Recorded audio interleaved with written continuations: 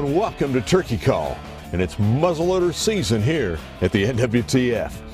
Today we're going to learn the importance of muzzleloader maintenance and all that goes along with this unique opportunity. On today's episode, we're going to be in Central Florida at the Hatch-Nahal Ranch. I tell you, Central Florida is a beautiful part of the world and a great place to start off your spring. We're going to be hunting with one of our Diamond Life sponsors, Jeff Buds, and Matt Lindler, the editor of our Jake's magazine, and PJ Perea, editor of Get in the Game magazine. Well, Matt, he's had a problem. He's been trying to get that muzzleloader slam. He's got 3 of the 4. He's got his Rio, he's got his Miriams, he's got his Eastern, but he's come up short 3 times with this Osceola. Well, this might just be the hunt that it all happens. But then again, he may be cursed.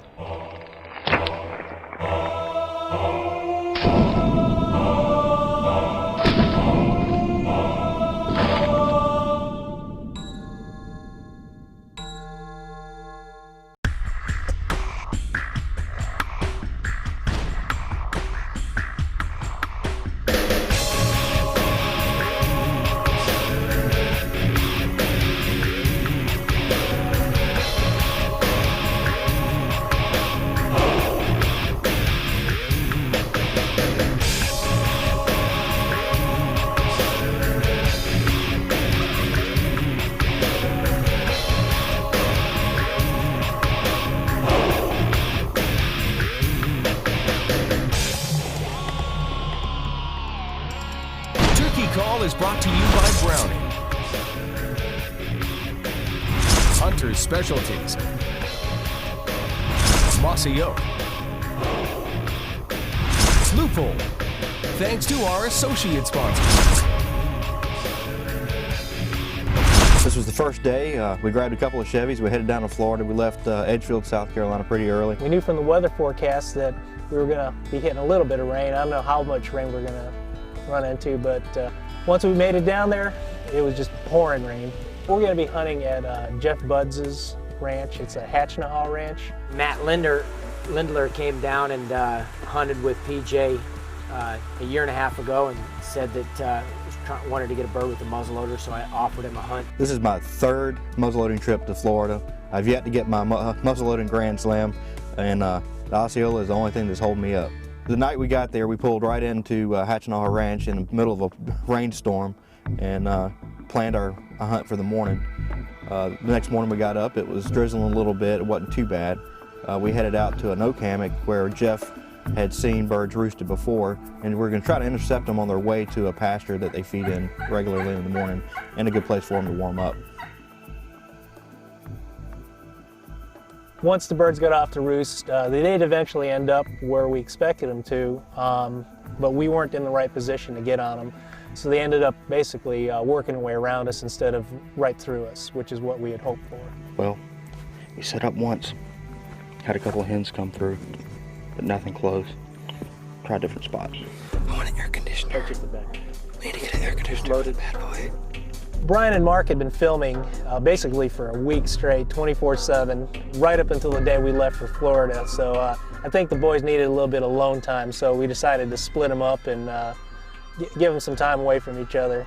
I had a feeling Brian had his fill of Marc for the week. The cameraman, Marc, mainly, he was, the trip itself was exhausting, but Marc almost pushed me over the edge. So I almost killed him. He really was about to kill him. After our first setup and no birds, we decided to split off.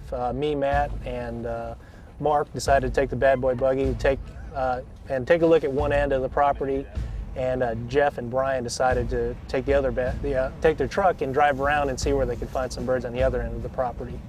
Turkeys, infield. Turkeys. Where's the crows? That's crows. Okay. What turkey crows? Lock. Wait, whoa. Give up yet. Further out. That's a hawk. No, Don't give up yet. That's a cow. There's turkeys out in that field. Yeah, they're there. Yes. Seriously. I mean, the birds were very uncooperative. They spent most of their time either hiding, or if they were out in the open, they were in the middle of a field, where you couldn't even approach them, and they wouldn't even, they weren't even attracted or working to any calls. It was just terrible. You got all these wary eyes that are soaking wet out there. There's just no way you can even get close to sneaking up on them or setting up on them. It was just terrible.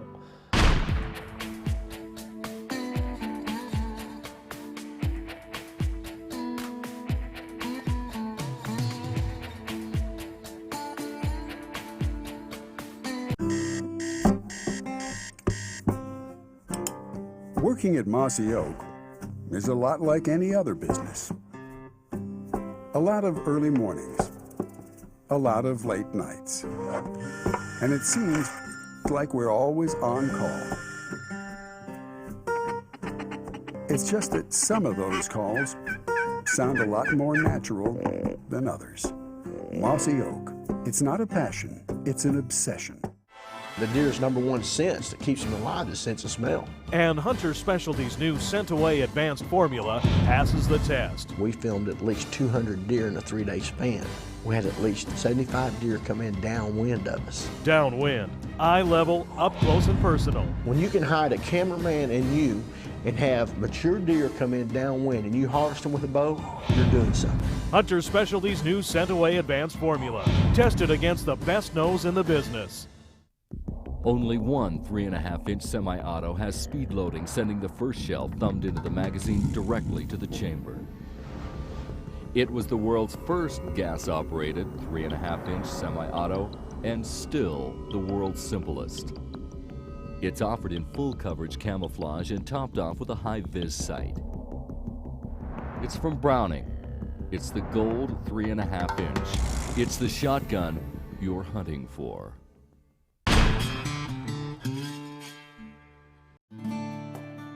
There's been sign of turkeys out there, and Mark and I snuck up to that field. There were, I think, 5 or 6 out in that field, and we didn't as soon as get around a bend and they saw us at 300 yards and started running, and they ran back towards where Jeff and PJ had set up. We knew where these birds were going, so we went up ahead of them to just get in front of them, set up, maybe get lucky, pull a bird over and shoot it. We were all driving as a group and saw a big group of birds, jakes, toms, and hens. I don't know, there was 15 or so birds, and they sort of zigged and zagged and came real close to Matt. Matt had, it was just so close an opportunity. Tom stood there all pretty for him, and then another group forked off and went around this head. Well, I knew the lay of the land. Jeff was in the lead. He really knew the property well. He knew where they were going to pop out. He came to a really abrupt stop, and if you've hunted for a long time, you pretty much know when that kind of body language occurs, everybody stops, sits absolutely still, just kind of sits down real slowly. We literally stepped out and looked to the right and looked to the left, and there he was, big redhead standing there, and we had a good opportunity right then. Got it. Yes, got it.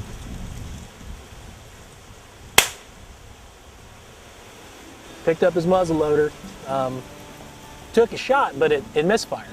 I saw him fumbling around with it. The turkey still had no clue what was going on. To him, with all the trees and everything going, flapping back and forth in the wind, he just saw something. He might have saw something, he might not have.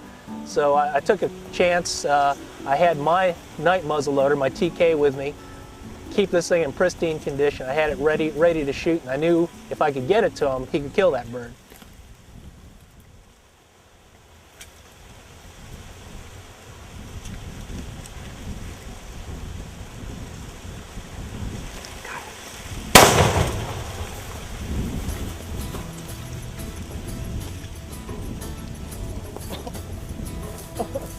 Jeff didn't even have time to properly shoulder that muzzleloader. He ended up holding it up on his bicep, looking down, and setting off the gun. That gun just rocked Jeff's world.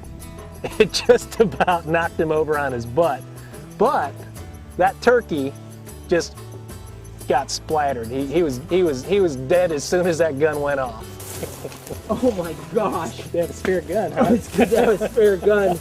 Oh my gosh, that kicked like a mule. You didn't have it on your shoulder? No, I was so freaked out that cap went off and the gun didn't. You handed me that second one, and when I leaned up, I couldn't believe he was still there, and I don't know, I clocked my nose too, didn't it? Smack right there. Yeah, got my nose.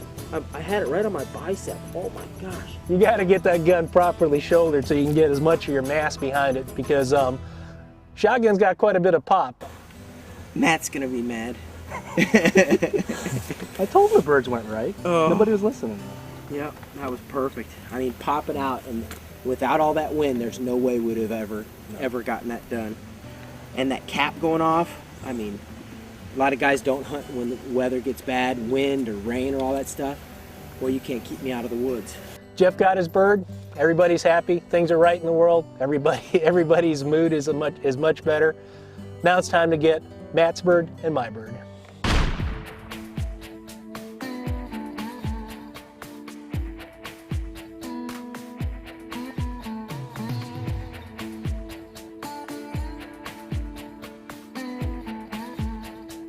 There are trends and there are revolutions. Welcome to the revolution. New Federal Premium Mag Shock Turkey with the amazing flight control wad for up to 30% tighter patterns. And new Federal Premium Heavyweight Mag Shock, 35% heavier than lead, the densest shot yet to come out of a turkey gun.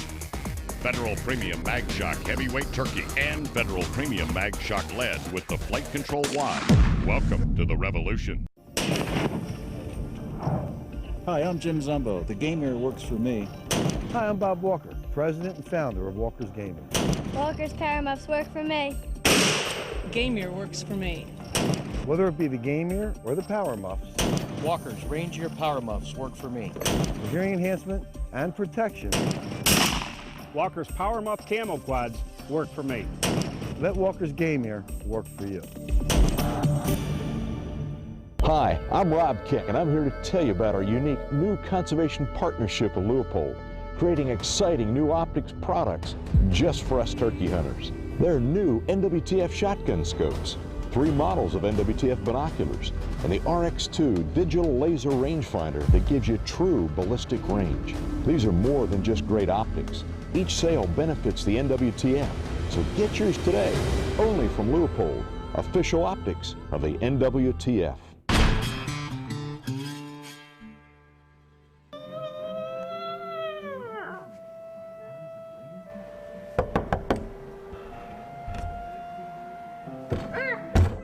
So next day, we kind of split off. We decided to go on separate ends of the property.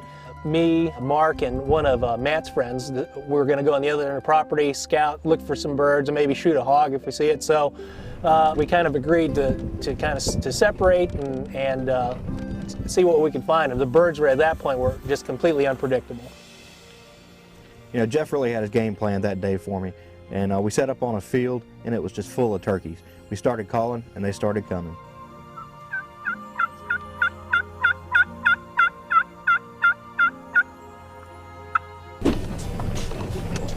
We were on the bad boy buggy, you know, just kind of scouting out, complete opposite end of the property, as far as I knew. We came around the corner, and we saw a big group of turkeys. There was a hen with a whole bunch of jakes with her, kind of under a palmetto thicket that kind of led out to a point. These birds have been rained on for 2 days straight, and there was a shaft of sunlight just beaming in the middle of this field. And I knew exactly where those birds are going. So I look at my producer and I say, you know, I bet you I can kill those turkeys, and let's go up on the other end. They're going to come right by us, and we got a pretty good chance of at least getting a jake. We saw these birds enter this kind of little palmetto thicket, or an oak hammock, if you want to call it that. They were coming in one direction, and we knew they were going to pop out the other side. So we sneak over as quickly as we can and kind of set up on the other end, figuring that they were going to come and walk right past us.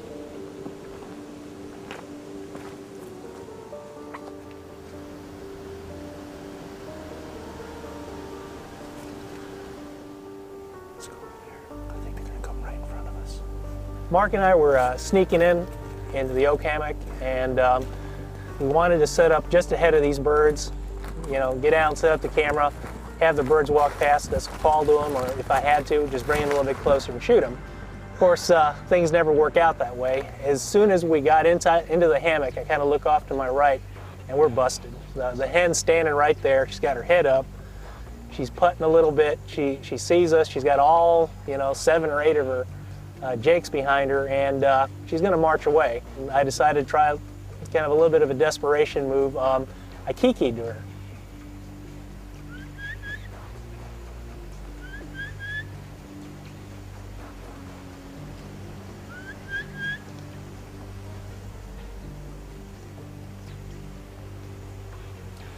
So, next thing you know, she kind of looks up.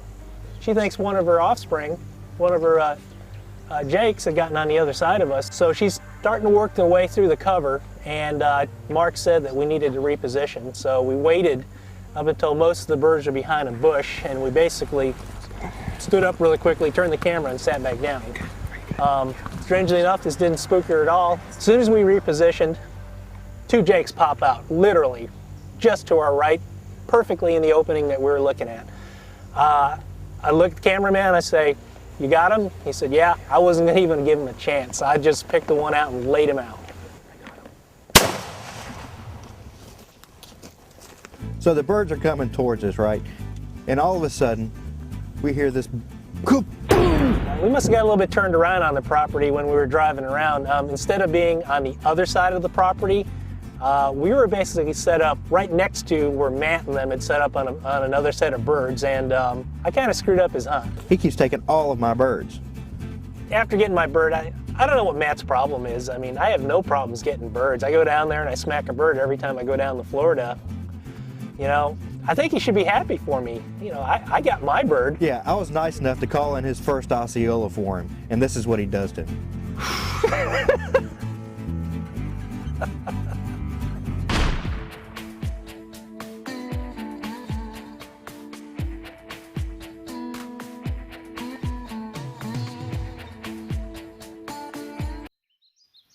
Tyler, we gotta go.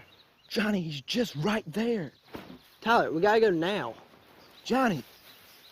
Gosh. Man, we are gonna be toast. It's your fault. Where are my boots? Tyler, there's your hat. Johnny, come on, I'm trying, Tyler. Go. The principal. What are you gonna tell him this time? I don't know, we should have just stayed in the woods. Realtree, family, friends, and the outdoors.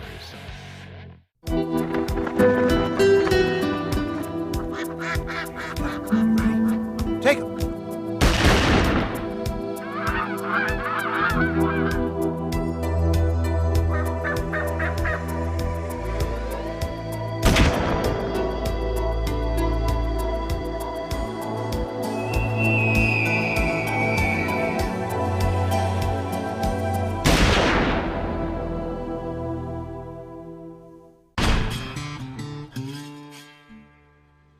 On the 3rd day, Jeff had to go away on business. We left PJ home for a nap so he wouldn't steal another bird from him. Well, we spotted some birds right behind the cabin. However, there's no way for us to get to them because they're in the wide open. So we took the bad boy buggy and we headed around to see if we could get around on them. Why are you driving so There's turkeys, we gotta get in front of them. Where did we see the turkeys, Matt? They're right there. When did we see them? Just now, they're right there. Look at you, I'm cursed here. I'm cursed. Florida, I hate Florida. So we found this road and we were going through the palmettos and we were trying to be as quiet as we could be. And all of a sudden we run into a spider web with a huge banana spider. Well, the two producers wouldn't let us go on with a banana spider on the bad boy buggy. So we had to stop. Don't, I'll scream. I swear to God. I'll scream. Get that. Put him on you. Put him off of here. Keep flinging at me, I'm gonna punch you in the face.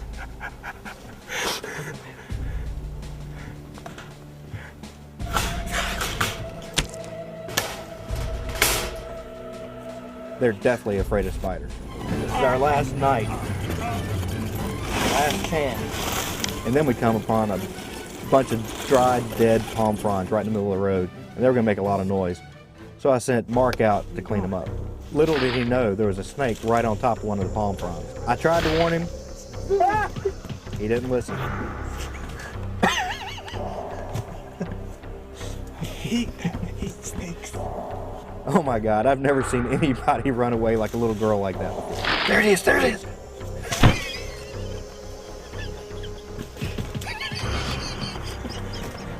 Just watching him dance like that, if I didn't get a turkey, that made the hunt. So last day of the hunt, we think we got these birds just figured out. Rain, rain, rain, rain, rain. They always end up in the middle of this one pasture, just anywhere from 10, 20, sometimes 40 birds in the middle of this pasture out by this big oak. The forecast called for sun that day. There were acorns under the oak trees. It was perfect setup.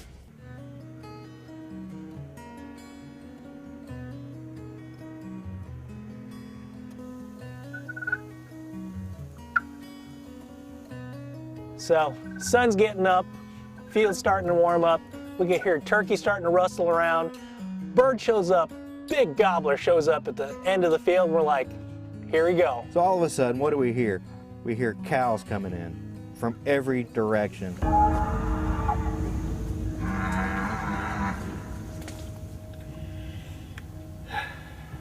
It was like a magnet or something. We were calling in cows. And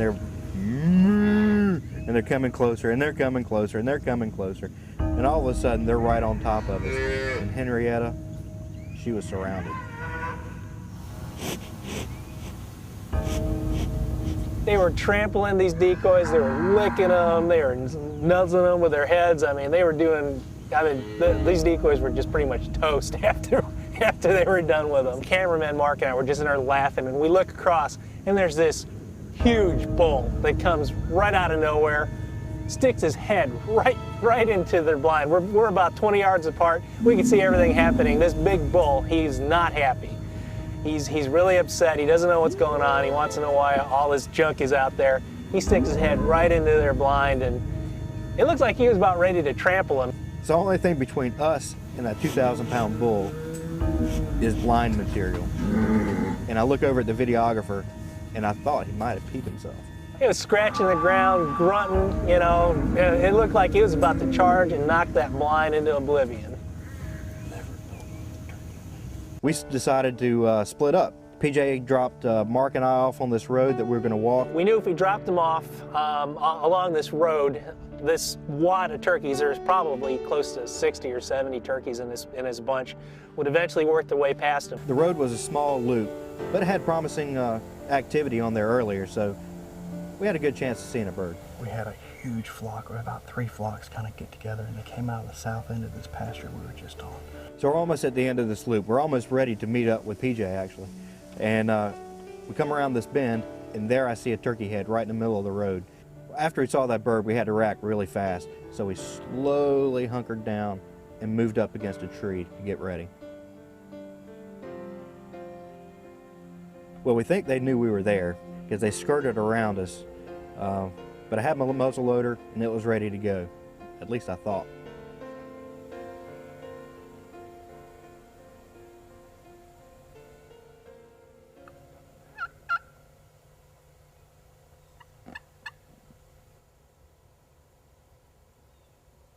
So finally 2 jakes come out, and they're kind of looking at us, and they're slow, but they're about 35 yards. And I pull my muzzleloader up, and I'm ready, and I'm waiting.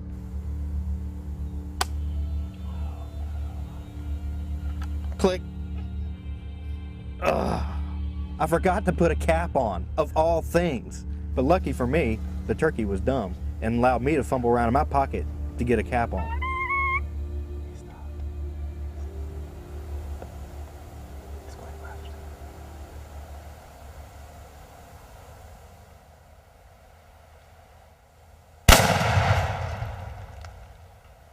We were probably about a quarter mile from them, and we hear this big boom. We're like thinking, he finally got it. Thank you, thank you. Finally, the curse is lifted. Matt Lindler has his Florida Osceola. I ended up taking a shot, and he was about 40 yards, and he was moving quick. Unfortunately, I missed.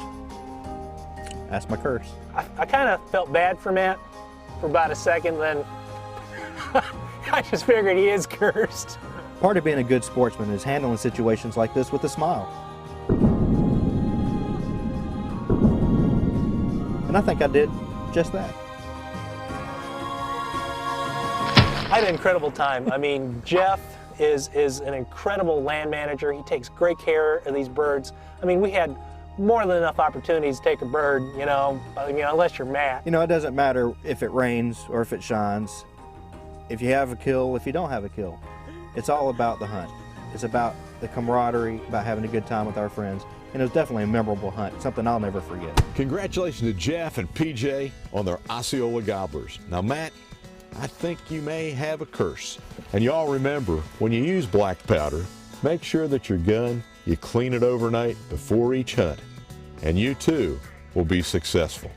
Thanks to you, thanks to everybody for answering the call. That great call to the preservation of our hunting heritage. Turkey Call is brought to you by Federal Premium Ammunition, Mossberg, Realtree, Walker's Game Ear. Thanks to our associate sponsors. That turkey's gonna be gone. Thank God somebody's here to shoot me in the face because I've been waiting all week. Closed captioning provided by the National Shooting Sports Foundation.